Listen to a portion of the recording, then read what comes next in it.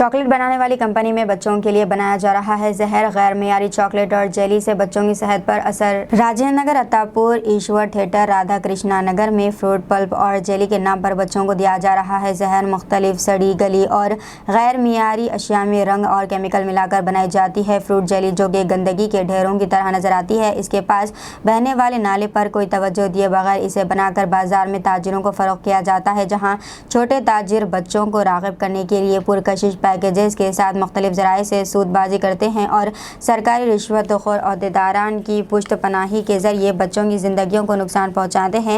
अहदेदार corruption की आदत में मुब्तला होकर सरकारी दफातर से बाहर नहीं आते और माँ बाप बच्चों को इन गैर मियारी चॉकलेट्स और फ्रूट पल्प से मुतासिर बच्चों को लेकर दवाखानों के चक्कर काटते हैं। हुक्काम की अदम तवज्जो बच्चों के लिए वबाल जान बन रही है। बहुत से लोग ऐसे कारोबार के ख़िलाफ़ कार्रवाई चाहते हैं, मगर सब ये सोचकर खामोश हो जाते हैं कि बिल्ली के गले में घंटी बांधेगा कौन। आइए देखते हैं हमारे नुमाइंदे सैयद जाकिर की अत्तापुर से ये रिपोर्ट।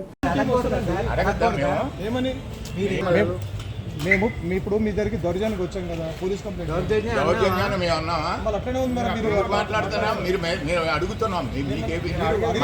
మా దృష్టి ఏంటంటే మీరు అడిగే విధానం కరెక్ట్ లేదని చెప్పేసి అంటున్నా. హౌస్ ఓనరే మమ్మల్ని ఏదైనా ఉందా, ఉన్నదా పర్మిషన్ ఉందా? పర్మిషన్ ఉందా? ఫుడ్ సేఫ్టీ నుంచి పర్మిషన్ అన్నీ ఉన్నాయి మా దగ్గర. రండి.